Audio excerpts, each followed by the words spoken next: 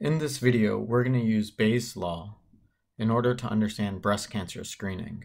And specifically, our goal is to differentiate between prior and posterior probabilities.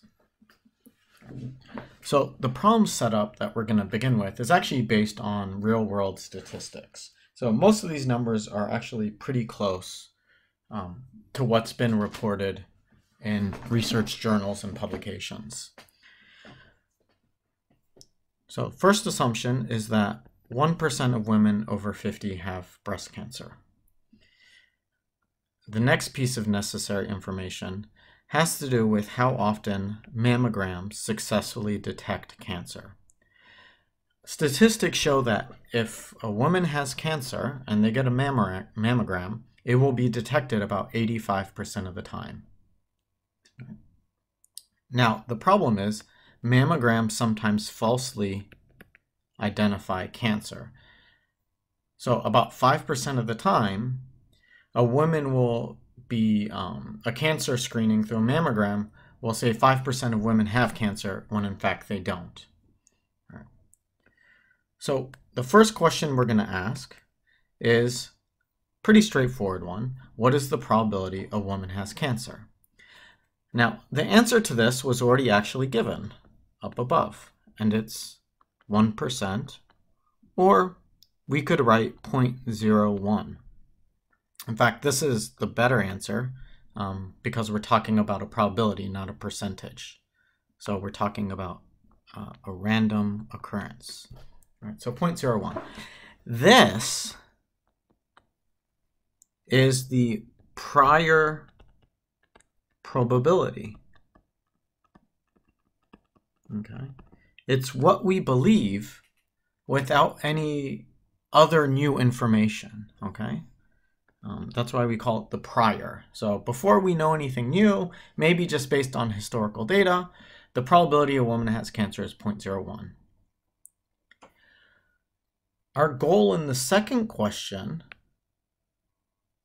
is to figure out what the value of a positive test result is. All right, so we can imagine that if a mammogram comes out positive, then the probability a woman has cancer has actually gone up. And this is what we call a posterior probability, right? So again, typically, our prior is this P of A, right? So this is the probability somebody has cancer. Our posterior is right over here, all right? So it's the probability somebody has cancer given that you've actually learned something new. So in this case, the something new that we've learned is a positive test result. All right. So the goal of this question then, or the purpose of this question is to actually calculate this whole value. And so that's what we're going to do in the remaining steps. Alrighty. Most of what that requires is just filling in each of these terms. Before we do that though, I'm going to make a little diagram that might be helpful. Right? And it's just going to be a little tree diagram.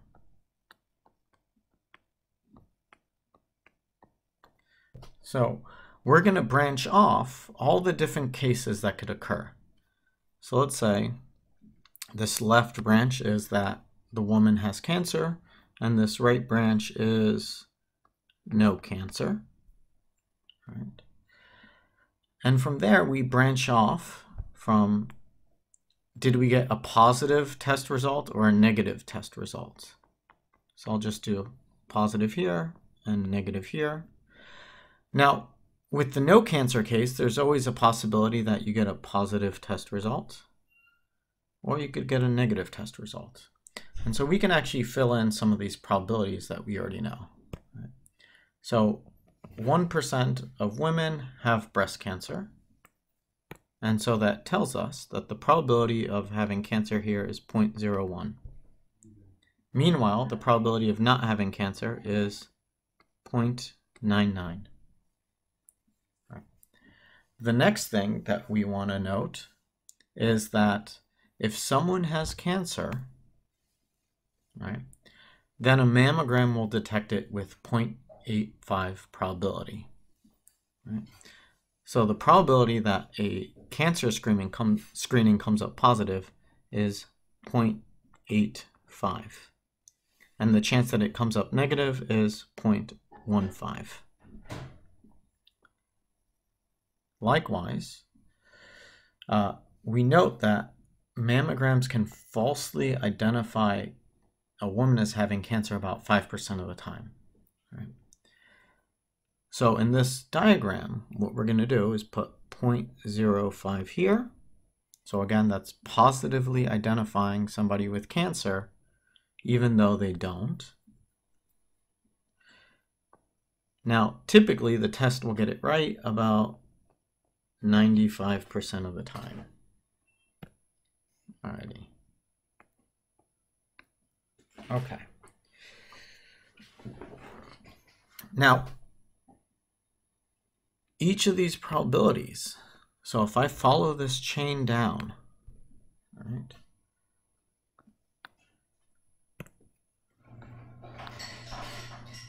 these probabilities each have correspondence to something of value, right? So this 0.85 is actually the probability of a positive result given cancer. Right? Well, this guy here is the probability of a negative result given cancer. Right? Here we have the probability of a positive result given no cancer. And this guy is the probability of a negative result given no cancer. So for clarity, I'm just going to erase some of the stuff because we won't quite need it. Right.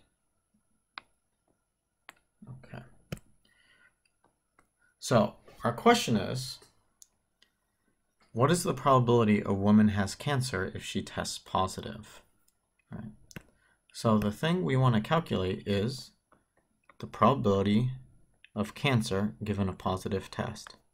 Now, we don't know that, but what we can do is apply Bayes' law.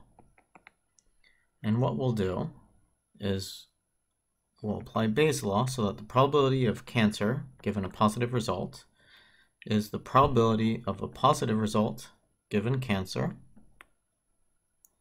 times the probability of cancer all over the probability of a positive result.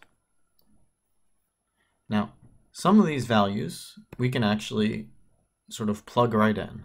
So we already have this guy, so we can plug that in. That's just 0.85. We also know the probability somebody has cancer. That's right there. So it's 0.01, and we can plug that in. Now, the big question is, what's the probability of a positive result?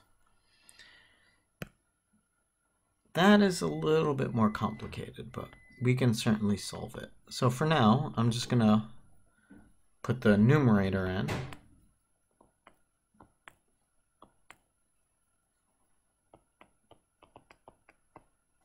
And recognize that we need to calculate the probability of a positive result. Alrighty. So we can get a positive result two different ways.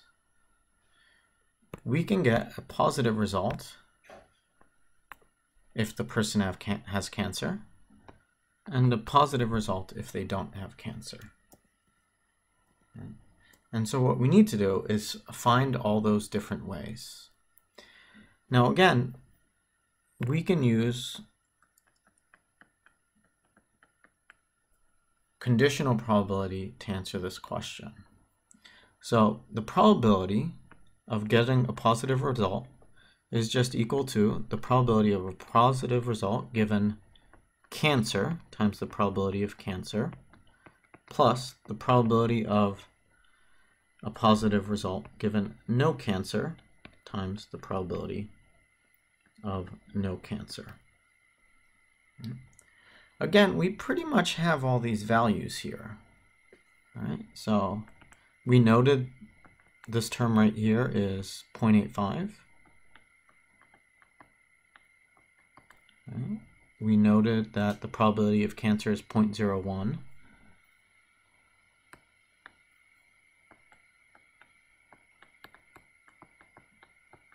Right. And now we need to know the probability of a positive result given no cancer, which is just 0.05, times the probability of not having cancer, which we know is 0.99. Okay. So now what we can do is we're going to take this whole term right here and plug it in up there. So that leaves us with, and I'll do some calculations, so we're just left with numbers at this point. So 0.85 times 0.1, that's actually 0.01, pretty easy to do. 0.0085, I should have known that.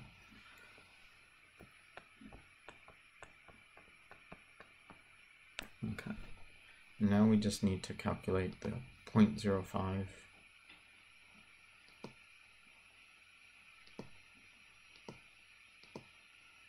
times 0.99.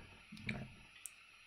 So that's just going to do it all together, and we get 0.058. So this thing, 0.0, what was it?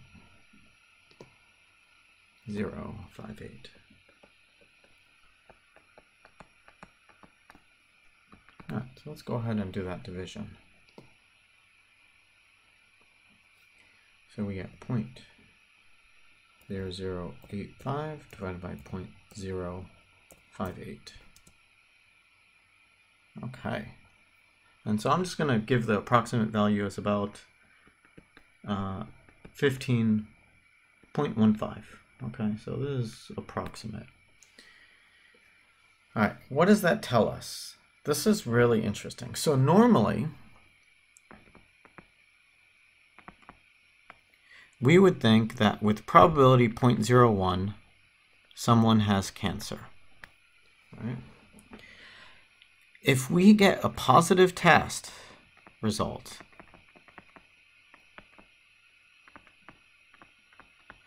that actually tells us that the probability that person has cancer is in fact only 0.15. Right? So we've gone from 1% saying with 1% chance somebody has cancer to about 15%. This is really interesting, right? So let's start with two different things. So in terms of the prior, all right, so our prior was 0.01, which basically said we were very unconfident about saying whether or not somebody had cancer without doing any testing. All right. After we do testing, our posterior probability goes up by a factor of 15. So now we're 15 times more certain whether or not somebody has cancer. But let's think about this. 0.15, that's tiny. I mean, we would at least expect that our cancer screening, that our certainty is above 0.5. And this is one of the reasons why the use of mammograms for detecting breast cancer has undergone a lot of debate. The question is, should we test women and ask them to do annual mammograms if the accuracy of a positive result is so low? You know, why would we get somebody upset for that? All right. And in fact, let's do another calculation. All right. What we might really want to calculate is what's the probability of not having cancer given a positive result? All right. So we can calculate that. So again, we're just going to apply Bayes. So we sort of flip things around and then rescale. All right, so we get the probability of positive given no cancer times the probability of no cancer all over the probability of a positive result. All right, so we know a lot of these terms, so we can sort of fill it in. The probability of a positive result, given you don't have cancer, I think was about, what did we say, 5% or 8%? Yeah, 5%. Okay, and again, we could have gotten it from our tree right here if we wanted to. These trees are going to become very useful, so that's part of the reason why we're presenting on it. So we have 0.05, right? And the probability of not having cancer is 99%, right? And the probability of positive result, we've actually already calculated that up above, right? Which was 0.058. Is that what it was? 0.058? Yeah. Okay. So plugging all this into a calculator, let's see what the probability of not having cancer given you have a positive result. So we go with 0.05 times 0.99 divided by 0.058. Right? It's 85%. Right? So this is about 0.85. So let's think about this.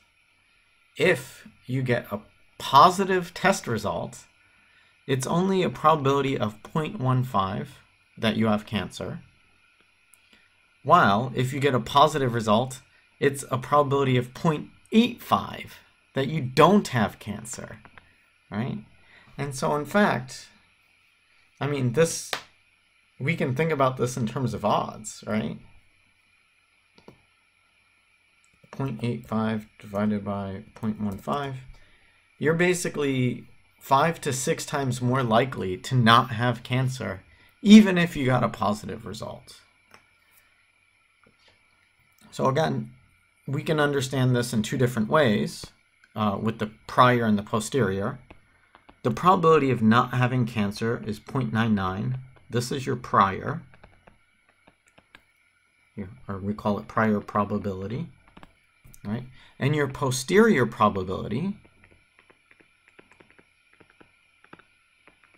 is the probability you don't have cancer given some additional information. And here, this additional information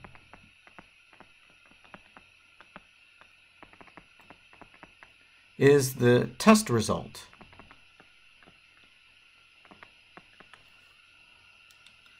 So, posterior. This 0.85 is our posterior probability. As expected, a positive test result decreases our belief of somebody not having cancer, right? It goes from 0.99 to 0.85, right? But again, we have to be very careful because the truth of the matter is, even with the positive test result, it's more likely you don't have cancer than you do have cancer. So hopefully that helps explain to you some of the uses and ideas behind priors and posterior probabilities, and also how do we use Bayes' rule in order to calculate a posterior probability.